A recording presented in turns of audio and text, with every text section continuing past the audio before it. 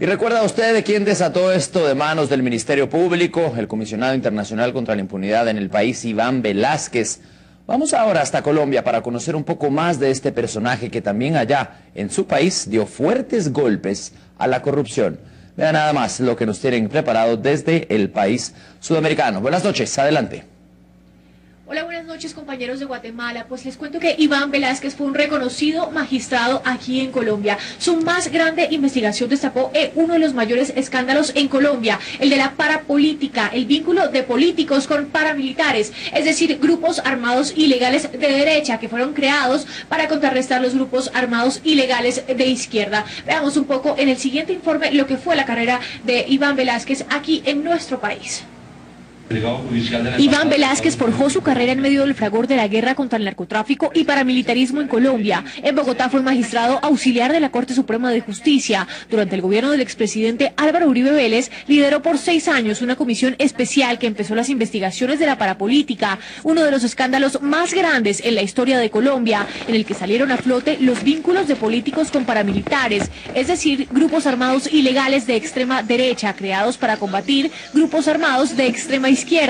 Al trabajo de Velásquez se le debe la condena del exsenador y primo del expresidente Uribe, Mario Uribe Escobar, y también la de más de 30 congresistas, precisamente por los nexos con paramilitares. De ahí su nombre insignia, el magistrado estrella de la parapolítica. Tranquilo, porque he actuado con honradez y con ética como siempre lo he hecho durante toda mi carrera judicial. Por su gran trabajo se convirtió en blanco de las chuzadas del DAS, un organismo de inteligencia que fue liquidado por espiar ilegalmente a personajes públicos. Según denuncias de la Corte Suprema, interceptaron sus correos, sus teléfonos y le hicieron seguimientos. Hacer la revisión personal directa e indelegable de los esquemas de seguridad, ver quiénes eran efectivamente los integrantes y proveer, porque tengamos realmente seguridad y en nuestros esquemas no sea precisamente una posibilidad de vigilarnos. El ex magistrado hizo público que hubo una persecución en su contra para desacreditarlo. Incluso lo acusaron porque presuntamente inducía a los testigos a declarar en contra de congresistas y senadores, supuestamente vinculados con grupos armados de derecha. El caso llegó a la fiscalía, donde finalmente fue absuelto.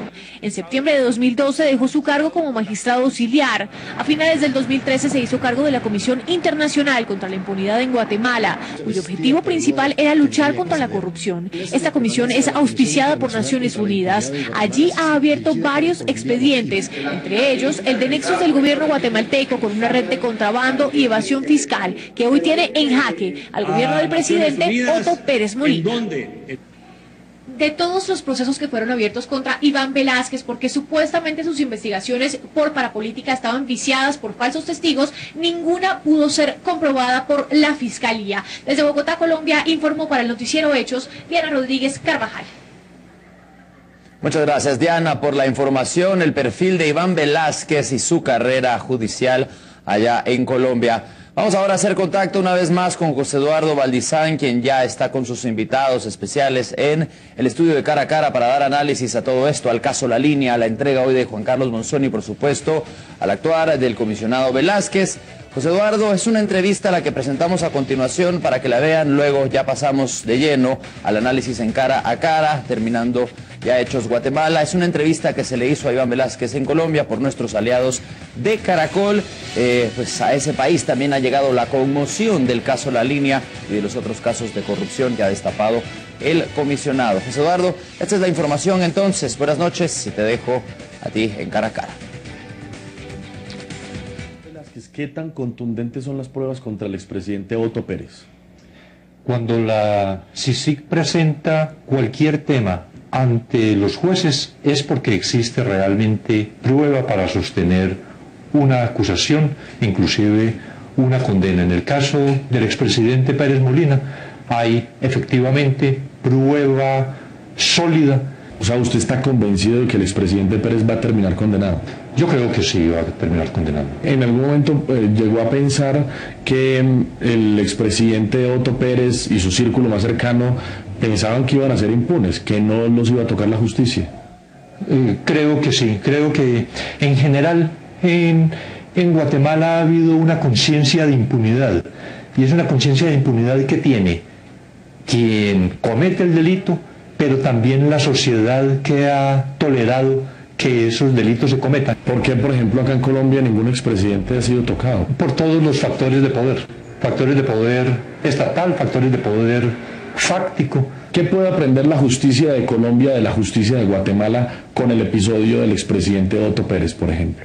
Que cuando existe una actividad investigadora independiente, seria y objetiva, nadie está por encima de la ley. ¿Las investigaciones de la parapolítica se quedaron a medias, doctor Velázquez? Yo creo que sí.